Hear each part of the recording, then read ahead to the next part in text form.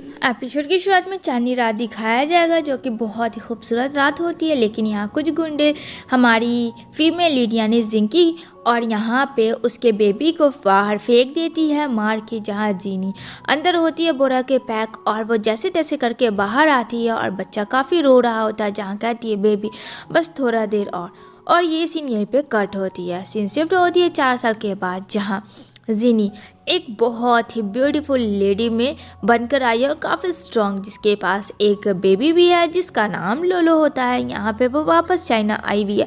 यहाँ लोलो कहता है मामा यहाँ हम लोग क्यों आए हैं, डैडा को ढूंढने के लिए ना। तो जीनी कहती है नहीं, हमें डैडा नहीं ढूंढना, और तुम जिसको अगर अपने डैडा बनाया तो इस बार देख लेना, मुझसे बुरा कोई नहीं होगा। समझ में आई बात मामा की?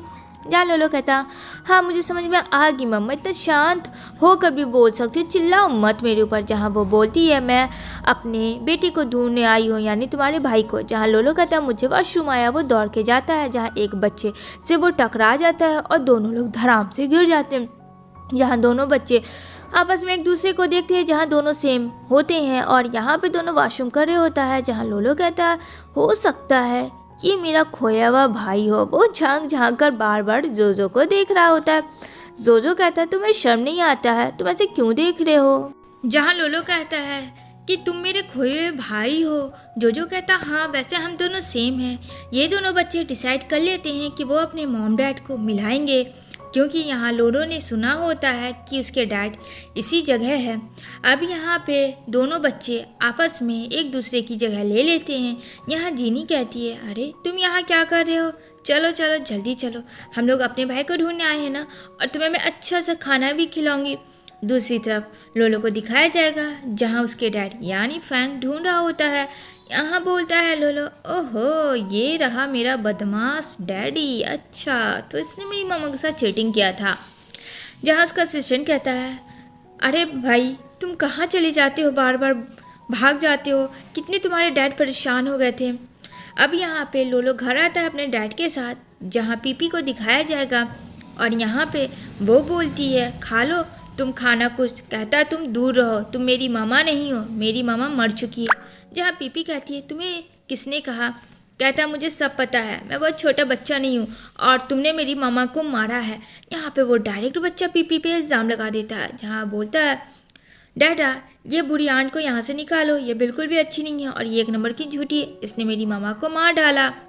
यहाँ पे पता था फैंग को कि उसकी जो वाइफ है वो मर चुकी है। यहाँ पे बच्चा मुँह बना देता है। पीपी कुछ समझ नहीं पा रही थी, लेकिन ये पता था बच्चा काफ़ी होशियार है। अब दिखाया जाएगा एक पार्टी में जहाँ फेंग होता है पीपी के साथ आया हुआ, तभी वहाँ एंट्री लेती है जीनी आती है जैन के साथ। यहाँ पे देख कर तो फेंग के होश ही उड़ जाते हैं कि उसकी वाइफ मरी नहीं जिंदी है, और पीपी को तो काफ़ी ज़्यादा झटका लगता है कि जो चीज़ उसने सोचा था 5 साल बाद फिर से वो उसके सामने आ चुका है। अब यहाँ पे मिस्टर फेंग जाता है जीनी के पास और कहता है कि तुम यहाँ फिर से आ गई, तुमने नाटक किया था मरने का ना, सिर्फ तुम अमीरों आदमी से शादी करती हो पैसों के लिए। यहाँ पे कहती है हटो मेरे रास्ते से, लेकिन यहाँ पे फेंग कहता है ये मत भूलो कि अभी तक हम दोनों का तलाक नहीं हुआ है। जीनी उसे थप्पड़ जड़ देती है और फेंग को कहती है दूर रहने, लेकिन यहाँ पे फैंग जीनी को काफ़ी ज़्यादा फोर्सफुली किसेजार करने लगता है। ये सब पीपी देख के उसके गुस्से का अंदाज़ा तो लगा ही सकते हैं। यहाँ पे लोलो बोलता है मामा तुम्हें किसने धमकाया है, तुम नाम लो उसका, मैं उस इंसान को छोड़ूंगा नहीं। जीनी कहती है किसी ने नहीं, और अपने बेटे को हक करती है। बेटा समझ जाता है मामा के साथ कुछ तो गलत हुआ है। यहाँ पे पीपी बोलती है ओहो मैंने सुना तुम अपने बच्चों के लिए आई हो दूसरे बच्चे को ढूंढने, वो इतना छोटू सा था पतला सा था, क्या करूँ अगर मैं उसका मुंडी तोड़ दी हूँ बचपन में तो। ओह नो बच्चा तो चला गया।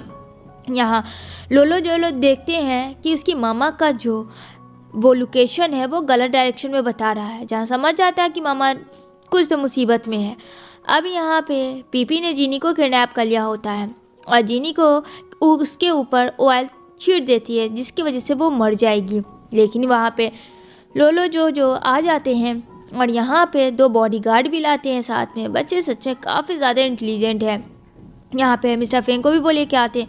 यहाँ पे फेंग देखता है 2 बच्चे एक तरह, तभी यहाँ पीपी का मौका फ़ायदा उठाती है, लेकिन यहाँ पे फेंग उसे रोक लेता है और यहाँ पे फेंग जीनी के ऊपर आ जाता है ताकि उसे चोट ना लगे, जिसके वजह से फेंग के सर में चोट लग जाता है जिसने कि बीपी ने मारा होता है। अब यहाँ पे फेंग जो बेहोश हो जाता है, यहाँ पे जीनी बोलती है मैं तुम्हें छोड़ूंगी नहीं। जहाँ बोलता है मम्मा पहले तो इस डैडा को यहाँ से लेके जाओ हॉस्पिटल, वरना पता नहीं क्या हो जाएगा। कहती है हाँ। अब सब बच्चे लोग माँ मिल के लेके जाते हैं डैडा यानी फैंग को हॉस्पिटल। हॉस्पिटल जाने के बाद फैंग तो बिल्कुल चेंज होता है। कहता है ये देखो मेरी बॉडी, मेरी छोटू सी नाक। मतलब जीनी को कुछ समझ नहीं आ रहा था ये बच्चों जैसा क्यों रिएक्ट कर रहा है। जहाँ डॉक्टर से पता चलता है कि फैंग ने अपना याददाश्त खो दिया है और 14 साल पहले बच्चा जब था बस वही चीज़ हो चुका है उसके साथ, तो उसे बहुत ज़्यादा कोऑपरेट करना होगा आपको मैम। अब जीनी इतनी टेंशन में तो थी, साथ में एक और बच्चे को झेलेगी, मतलब 2 बच्चे तो था ही, अब तीसरा बच्चा। अब यहाँ पे आती है पीपी जो देखती है मिस्टर फैंग को, लेकिन यहाँ पे जो फैंग होता है वो बोलता चल हट दूर हो मुझसे, और जीनी के क्लोज रहता है। जहाँ जीनी को काफ़ी हंसी आती है और फैंग को कहती है कि उससे दूर रहना, अब तुम समझ में आई बात, और तुमने मेरे बेटे के बारे में कुछ भी नहीं बताया तो ठीक है मैं उसे ढूंढ लूँगी। दूसरी तरफ फैंग देखता है और काफ़ी हंसता है। यहाँ पे वो लोलो को काफ़ी प्यार करती है। यहाँ पे लोलो ने नहीं बताया होता है कि जो ही उसका दूसरा अपना भाई है, जो भले ही अपना नूडल्स खा रहा होता है, एंजॉय कर रहा होता है। यहाँ पे वो काफ़ी परेशान थी कि वो आई थी अपने बेटे को ढूंढने, अब यहाँ क्या हो गया। वो बोलती मैं आ रही हूँ फ्रेश होकर। यहाँ दोनों बच्चे बोलते हैं कि देखो मामा और डैडा को एक ही तरह हम लोग मिला सकते हैं कि वो लोगों को एक साथ एक घर में ही रखना पड़ेगा। यहाँ पे बोलता है लोलो हाँ भाई तुम ठीक ही कर रहे हो, इसके अलावा तो हम लोग को कुछ दिख भी नहीं रहा है, अब तुम जैसा बोलो वैसा ही होगा। यहाँ पे दिखाया जाएगा जीनी को जो कि लोलो के साथ होती है। तभी यहाँ पे वो बोलता है मुझे छोड़ के मत जाओ, मुझे अपने साथ रखो, तुम इस बच्चे के साथ चली जाओगी मुझे छोड़ के, और वो उसे हक करता है। लोलो कुछ समझ नहीं पा रहा था, तभी मामा से वो पूछता है। वो बताती है बेटा मामा कैसी सिचुएशन में है कि बता नहीं सकती है, बस ये समझ लो तुम्हारे डैडा बिल्कुल बच्चे हो गए हैं। और यहाँ पे जब दोनों लोग सो जाते हैं तो जीनी उठती है, देखती है फैंग बिना कपड़ों के है। यार कल रात क्या हुआ था कुछ याद नहीं आ रहा था। यहाँ फैंग हंसता है और काफ़ी ज़्यादा ज़ोर ज़ोर से कहता है क्या हुआ। तभी बाहर से कोई आवाज़ आता है जहाँ जीनी के मदर इन लॉ होती है, जहाँ पास में दिखाया जाएगा। वो उसको कहती तुम गांव की लड़की हो और मेरे बेटे से शादी के लिए उसे फंसा के। यहाँ पे उसकी मॉम काफ़ी गुस्सा करती है, लेकिन फैंग बहुत ही अच्छा इंसान हो जाता है फ़िलहाल तो। और यहाँ पे वो मना करता है कि उसकी दोस्त को कुछ भी मत बोलो, और उसकी अपनी मामा को वहाँ से निकाल देता है। तभी यहाँ पे सब लोग जाते हैं घूमने के लिए जोजो को छोड़ के, जहाँ वो बोलता है मैं भी झूला झूलूंगा। तो लोलो बोलता है अरे मैं तो खुद बच्चा हूँ डैडा, आप कब बड़े हो जाओगे, अब तो बच्चे से भी बदतर हो गए हो, क्या होगा मामा हम लोगों का। यहाँ पे जीनी कहती है सब ठीक हो जाएगा बेट। अब यहाँ पे तीनों लोग जा रहे होते हैं तो फिर कहता चलो चलो हम लोग सेल्फी ले लेते हैं, जहाँ पे सब लोग चीज़ बोल के सेल्फी लेते हो। सेल्फी लेना किसे पसंद है कमेंट ज़रूर करना। तभी कुछ गुंडे आए हुए होते हैं पीपी के, और जीनी की जगह मारने की जगह फैंग आ जाता है बीच में, और फैंग को फिर से अगेन चोट लग जाती है और वो बेहोश हो जाता है। जहाँ जीनी काफ़ी ज़्यादा डर जाती है कि अभी तो ठीक ही हुआ था फिर क्या हो गया। जहाँ वो उसे हक करती है लेकिन फैंग जीनी को दूर करता है। इससे ये पता चलता है कि वापस फैंग का याददाश्त आ चुका है। जीनी कहती है तुम्हें नहीं पता तुम्हारी याददाश्त जाने के बाद कितना स्ट्रगल मुझे करना पड़ा। उसके बाद वो वहाँ से चली जाती है, जहाँ एक पार्टी हो रही होती है जो कि फैंग की ग्रैंड माँ के थ्रू था। अब यहाँ पे दोनों लोग साथ आते हैं, सब लोग बातें करते हैं कि अरे ये दोनों का तो डिवोर्स हो गया था, फिर ये दोनों 5 साल के बाद एक साथ कैसे हैं। पीपी उसका हाथ पकड़ती है फैंग का, लेकिन फैंग हाथ हटा देता है। यहाँ पे जीनी को देख के ग्रैंड माँ काफ़ी खुश होती है कि वो वापस आ चुकी है और अब से सब ठीक कर देगी। इधर लोलो भी आता उस पार्टी में। दूसरी तरफ यहाँ पे फैंग जो है जीनी को लेके जाता है रूम में, और यहाँ पे वो उसे किस करता है। जीनी कहती है क्या तुम पागल हो चुके हो। कहता हाँ मुझे नहीं पसंद है कि तुम किसी और के साथ रहो। यहाँ पे वो दोनों एक दूसरे के साथ इंटीमेट हो जाते हैं। अब जीनी काफ़ी ज़्यादा डर जाती है और वो वहाँ से भाग जाती है। फैंग जब शाल लेके आता है तो देखता है कि वो है ही नहीं, वो समझ जाता है कि वो चली गई। दूसरी तरफ फैंग जाता है जीनी से मिलने के लिए, और वो कहता है तुमने ट्विंस को दिया था बर्थ क्या। जहाँ जीनी कहती है मुझे खुद नहीं पता चला था कि मुझे एक बेबी मर चुका है, जहाँ फेंग कहता मुझे पता चला था कि एक बेबी को पॉइजन देके मार दिया गया था।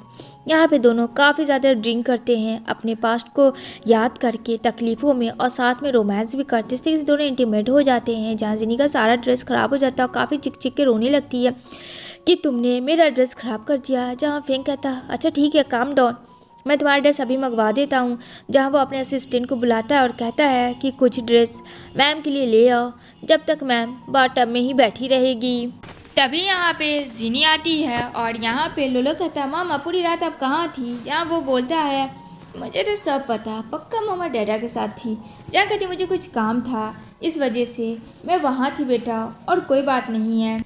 दूसरी तरफ फैंग आता है डॉक्टर के पास, जहाँ पीपी की तबीयत ख़राब होती है। तो डॉक्टर कहती है हमें इनमें से एक को बचाना पड़ेगा, पीपी को बहुत ही मुश्किल से बचाना होगा, क्योंकि इसकी जो कंडीशन है काफ़ी ज़्यादा सीरियस है। वो नाटक कर रही होती है और डॉक्टर को पता चल जाता है कि ये सब वो फैंग के लिए कर रही होती है। इस वजह से उसने कहा कि उसके किडनी को हटा दिया जाएगा और एक किडनी पर से ज़िंदा रहेगी। अब यहाँ लोलो जोलो बात करते हैं कि मामा डैडा के बीच में कुछ अच्छा नहीं चल, हम लोगों को कुछ ऐसा करना चाहिए जिससे कि मामा डैडा एक हो जाए। बच्चे फिर से लग जाते हैं।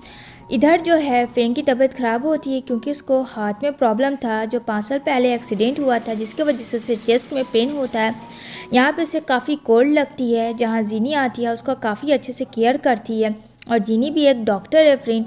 तो यहाँ पे वो कुछ मेडिसिन लिखती है और उसे खिलाती है, जिसकी वजह से फेंग को होश आता है। फेंग कहता है रुक जाओ, लेकिन वो वहाँ से चली जाती है। नेक्स्ट डे यहाँ पे लोलो छिप रहा होता है जिनी के पास, जहाँ फेंग कहता है मैंने कहा था कि तुम अपने बेटे को नहीं ला सकते हो मेरे घर में मेरे से बिना पूछे।